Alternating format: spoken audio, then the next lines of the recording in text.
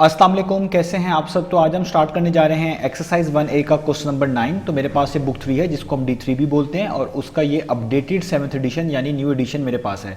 इस new addition का ये चैप्टर नंबर 1 चल रहा है। मैंने इस चैप्टर के नेम से एक सेपरेट प्लेलिस्ट बना दी है, उसका लिंक भी नीचे डिस्क्रिप्शन में दे दिए ताकि आपको इस चैप्टर से रिलेटेड तमाम सोल्यूशंस एक ही जगह पर आसानी से मिल सकें। इसके अलावा आपको डिस्क्रिप्शन में मेरे फेसबुक पेज का लिंक भी मिल जाएगा। आप इसी फेसबुक पेज के थ्रू अपने क्वेश्चंस को, सजेशंस को मुझ तक भी पहुंचा सकते हैं। तो आइए स्टार्ट कर लेते हैं क्वेश्चन नंबर 9। क्वेश्चन नंबर 9 की स्टेटमेंट सामने स्क्रीन पर भी नजर आ रही है। इसको मैंने नीचे नोट डाउन कर लिया, वहीं से इसको रीड करते हैं, समझते हैं और सॉल्व करना स्टार्ट करते हैं। यहाँ पे लिखा हुआ है this circumference of a circle is 136 metre. वो कह रहे हैं एक सर्कल है जिसका सर्कमफेरेंस की वैल्यू कितनी है, 136 मीटर। फाइंड, तो आपने फाइंड करके दिखाना है पहले पार्ट में दी रेडियस, इसी सर्कल का रेडियस, और सेकंड पार्ट में फाइंड करके दिखाना है the area of the circle, इसी सर्कल का एरिया फाइंड करके दिखाना है।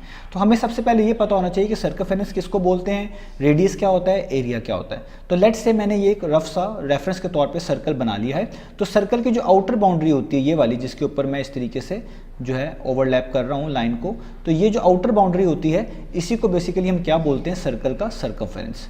तो हमें इसी की वैल्यू क्वेश्चन के अंदर सिर्फ बताई गई है।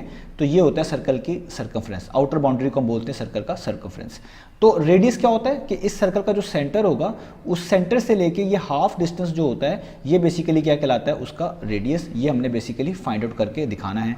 और एरिया क्या होता है कि इस आउटर बाउंड्री जिसको हम सर्कमफेरेंस बोलते हैं, इसके दरमियान जितना भी रीजन होता है ये सारा का सारा क्या होता है, इसका एरिया। और ये भी हमने फाइंड आउट करके दिखाना है। तो आपको पता चल गया होगा सर्कमफेरेंस किसको बोलते हैं, रेडियस किसको बोलते हैं और एरिया किसको बोलते हैं। अब बात करते हैं पार्ट नंबर 1 की, जिसमें हमने रेडियस फाइंड आउट करके दिखाना है।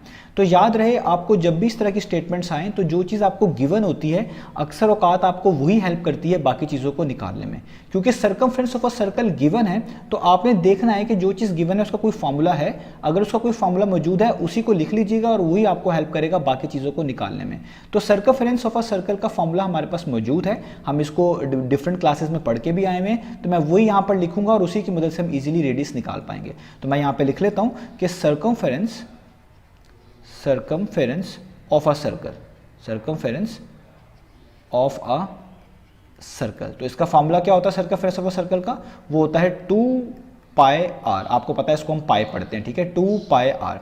तो आपने इसी फॉर्मूले में सर्कमफेरेंस ऑफ अ सर्कल की वैल्यू पुट कर देनी है जो पहले से हमें गिवन है। वो कितनी गिवन है, वो गिवन है 136 मीटर। तो सर्कमफेरेंस ऑफ अ सर्कल के नीचे हम लिख देंगे 136 इक्वल टू का साइन 2। वैसे ही आपको पता ही है कि पाई की वैल्यू कितनी होती है 22/7, ये आपने याद भी रखनी है। तो पाई की जगह पे हम लिखेंगे 22/7 क्योंकि सारे मल्टीप्लाई हो रहे हैं इसलिए बीच में मल्टीप्लाई का साइन आएगा और रेडियस तो साथ वैसे ही आएगा क्योंकि इसकी वैल्यू तो फाइंड आउट करनी है। अब आप देख सकते हैं कि यहाँ पर जो है 7 जो है इन सब के नीचे लिखा हुआ है, यानी 2 मल्टीप्लाई बाय 22 मल्टीप्लाई बाय 7 जो है ये मल्टीप्लाई बाय आर जो है इन सब के नीचे 7 है, यानी 7 इन सब से डिवाइड हो रहा है। तो आप इस चीज़ को समझने के लिए ऐसे भी कर सकते हैं एक स्टेप के तौर पे कि पहले ऊपर वाली नंबर्स को मल्टीप्लाई कर दें। तो 2 को 22 से मल्टीप्लाई करेंगे 44 आएगा, 44 को आर से मल्टीप्लाई करेंगे कितना आएगा 44 आर। और नीचे तो 7 ही बचा हुआ है, इनके नीचे कुछ भी नहीं लिखा हुआ तो आप 1 लिख सकते हैं। जस्ट आपको समझाने के लिए मैं लिख रहा हूँ, आप ना भी लिखें तो भी ठीक है। तो 7 1 टाइम 7 ही होता है, फिर 7 को इस 1 से करेंगे जो आर के नीचे तब भी 7 ही होगा, तो नीचे तो 7 ही आना है। तो ऊपर वालों को ऊपर से मल्टीप्लाई कर दिया, नीचे वालों को नीचे से। तो अब आपके लिए ज़्यादा क्लियर हो गया इस चीज़ को समझने में कि 7 इन सब से डिवाइड ही हो रहा था जो मैं पिछले स्टेप में बता रहा था। अब जो 7 डिवाइड हो रहा है इसको इक्वेशन के दूसरी तरफ मूव करें ताकि ये दूसरी तरफ जाके क्या हो जाए, मल्टीप्लाई हो जाए। इसको क्यों मूव किया, क्योंकि हम आर की वैल्यू निकालना चाहते हैं। आर के साथ जो भी नंबर्स आ रहे होते हैं उन सबको दूसरी तरफ शिफ्ट करना पड़ेगा। तो यहाँ पे सिर्फ बच जाएगा 44 और साथ बच जाएगा आर। अब आपने 136 को और 7 को जो है मल्टीप्लाई कर देना है, और जब आप 136 और 7 को मल्टीप्लाई करेंगे तो आपके पास आंसर आएगा 952। बहुत ईजी, आप मल्टीप्लिकेशन कर सकते हैं। और यहाँ पे बच जाएगा जस्ट 44 और साथ क्या बच जाएगा आर। अब 44 जो है और आर जो यहाँ पे बचे हैं 44 आर टाइम्स हो रहा है, यानी 44 मल्टीप्लाई हो रहा है। जब आप इसको इक्वेशन के दूसरी तरफ मूव करेंगे इस तरीके से तो आपके पास ये 44 यहाँ के डिवाइड हो जाएगा और यहाँ पे जस्ट बच जाएगा आर। अगर आप दोनों साइड्स के ऊपर अगर आप 44 से डिवाइड करवा देते तब भी उसका मीनिंग यही बचता। अब आप इनमें कैंसिलेशन अगर हो सकती है तो कर लें। जैसे 44 है ये 4 पर डिवाइड होता है, ये 2 पर भी होता है, ऊपर वाला भी 2 पे होता है। अगर बड़े नंबर से कैंसिल आउट करेंगे तो चीज़ें थोड़ी सी आसान हो जाती हैं। अदरवाइज आपकी चॉइस है कि आप पहले स्मॉलर नंबर्स को ट्राई कर लें फिर बड़े नंबर्स को ट्राई कर लें, तब भी चीज़ें रिजल्ट वही देंगी। तो ये 44 है, ये 4 11 टाइम्स कितना होता है 44, ठीक है। और ऊपर जो है 952 है, तो 952 को अगर आप 4 पे डिवाइड करें तो ये 238 टाइम्स होता है, ठीक है। तो इसका मतलब हमारे पास ऊपर आ गया 238 और नीचे आ गया 11। और अब हमें इसको डिवाइड करना ही पड़ेगा और कुछ कैंसिल आउट इसमें होता नहीं है। तो मैं यहाँ पर इसको डिवाइड करता हूँ, मैनुअली डिवाइड करेंगे। अगर आपके पास कैलकुलेटर अलाउ है तो आप इसको डायरेक्ट ही डिवाइड कर सकते हैं।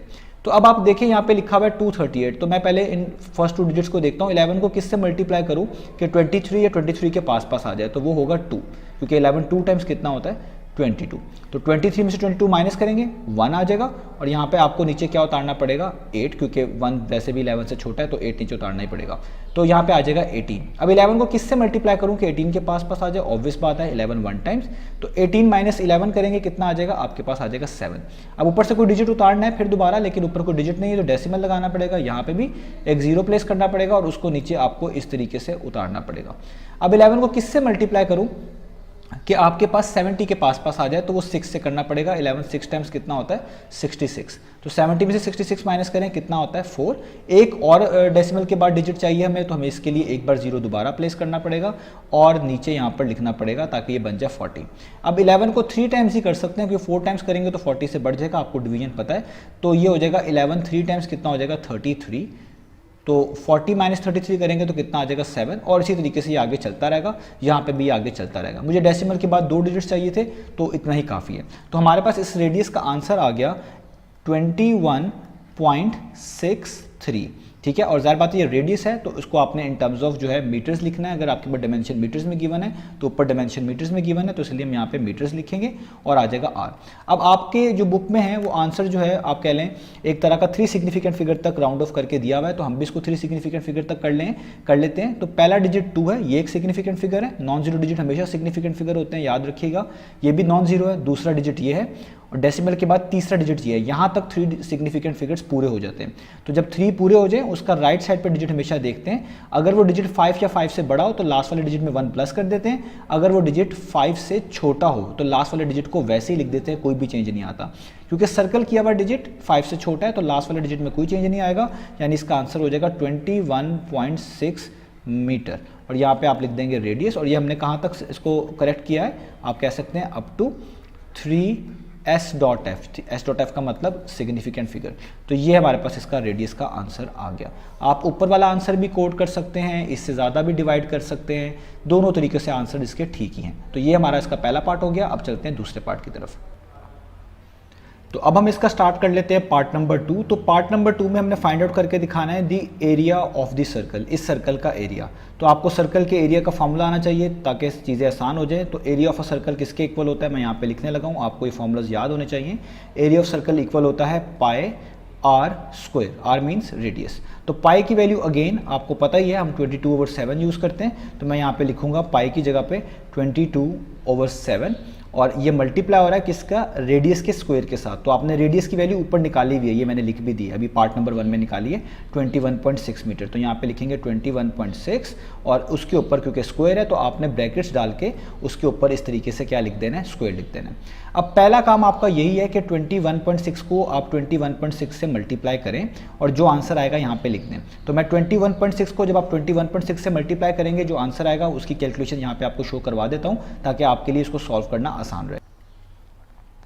तो देखिए अब आपको सामने स्क्रीन पर 21.6 का स्क्वायर है, उसकी कैलकुलेशन नज़र आ रही है। 21.6 का स्क्वायर का मतलब होता है 21.6 को 21.6 से ही मल्टीप्लाई करें। तो आप पहले ये कर सकते हैं कि आप इस डेसिमल को थोड़ी देर के लिए भूल जाएं और यहाँ पे ऊपर भी 216 लिख लें, क्योंकि जब आप डेसिमल हटा देंगे ये 216 पड़ा जाएगा, और नीचे भी 216 लिख लें और इनको जस्ट मल्टीप्लाई करें तो आपके पास आंसर आएगा 46656।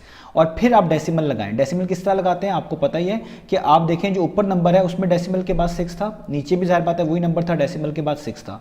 तो आपने डिजिट्स काउंट करने होते हैं। तो पहला जो नंबर था उसके बाद भी डेसिमल के बाद एक डिजिट था, और जो दूसरा नंबर है उसमें भी डेसिमल के बाद एक डिजिट था। तो 1 + 1 कितने हो गए 2।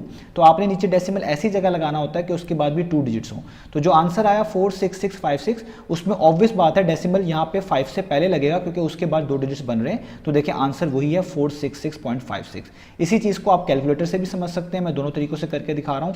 21.6 को 21.6 से मल्टीप्लाई करेंगे तो आप देख सकते हैं SD वाला बटन दबाइएगा तो 466.56 ही आ रहा है। यही हमारे पास यहाँ पे भी लिखा हुआ है। तो आपको समझ आ गया होगा। तो अब हम लिख सकते हैं 22/7 मल्टीप्लाई बाय इसका स्क्वायर किया, यानी इसको अपने आप ही से मल्टीप्लाई किया तो कितना आंसर आ गया 466.56। یہاں تک ہم نے اس کو کر لیا.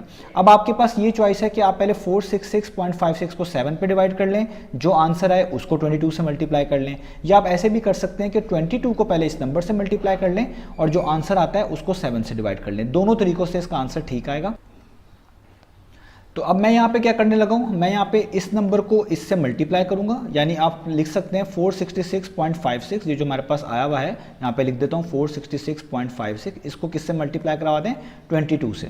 تو یہ والی ویلیو آتی ہے, ایس ڈی کا بٹن پریس کریے گا کیلکولیٹر پہ تو آ جائے گا 10264.32, 10264.32. یہ اوپر والی ویلیو کو اوپر سے ملٹیپلائی کروانے کے بعد آئے جس طرح میں نے آپ کو دکھایا, اور نیچے آپ کے پاس کیا بچ جائے گا 7. اب میں آپ کو اس کی ملٹیپلیکیشن وغیرہ بتا چکا ہوں, آپ اسی پیٹرن کو فالو کر کے ملٹیپلیکیشن ایزیلی کر سکتے ہیں. اب آپ کے پاس جو آنسر آیا اس کو 7 پہ ڈیوائڈ کر دیتے ہیں, تو دیکھیں ہم جب 7 پہ ڈیوائڈ کریں گے تو آنسر آئے گا 1466.3. میں ڈیسیمل کے بعد جسٹ 3 پک کر رہا ہوں, ٹھیک ہے, تو 1466.3, کیونکہ ایریا ہے اور اوپر ڈائمینشن میٹرز میں گیون تھا تو میں یہاں پہ لکھوں گا میٹر سکوئر, کیونکہ area in terms of square ہوتا ہے. اب آپ نے اس کو بھی 3 سگنیفیکنٹ فگر تک راؤنڈ آف کر لینا ہے. تو پہلا یہ ڈیجٹ ہے سگنیفیکنٹ فگر, دوسرا 4 ہے, تیسرا 6 ہے, یہاں تک پہنچ گئے, یہاں پہ 3 پورے ہو گئے, تو اس کا اگلے ڈیجٹ کو ہم اس طرح سرکل کر لیں گے.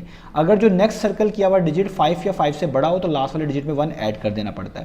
تو دیکھ سکتے ہیں آپ سرکل کیا ہوا ڈیجٹ 5 سے بڑا یعنی 6 ہے, تو اس کا آنسر ہوگا 14, پچھلے ڈیجٹ میں 1 ایڈ کر دیں گے تو یہ ہو جائے گا 7, 6 میں 1 ایڈ کریں 7, اور اس ڈیجٹ کی جگہ پہ آپ نے خود سے کیا لگا دینا ہے 0, اور ڈیسیمل کے آگے والی چیزوں کو چھوڑ دینا ہے, اگنور کر دینا ہے, کیونکہ ہم نے اس میں 3 سگنیفیکنٹ فگر تک آنسر دینا ہے اور وہ یہیں تک پورا ہو جائے گا 147 تک. آخری والا ڈیجٹ سگنیفیکنٹ فگرز کے رول کے مطابق سگنیفیکنٹ فگر ہو بھی سکتا ہے, نہیں بھی ہو سکتا, یہاں پہ ہم اس کو سگنیفیکنٹ فگر کے طور پہ مانیں گے نہیں, لیکن پلیس ہولڈر کے طور پہ یہاں پہ ویلیو 0 لگانا ضروری ہوتی ہے, تو اس لیے میں نے یہاں پہ اس کی جگہ پہ 0 لکھ دیا ہے. تو یہ اس کا آنسر آ گیا 1470 میٹر اسکوائر, یہی ہم نے فائنڈ آؤٹ کر کے دکھانا تھا. تو امید ہے آپ کو کوشچن سمجھ آیا ہوگا. انشاءاللہ نیکسٹ ویڈیو میں ملیں گے باقی سولوشنز کے ساتھ.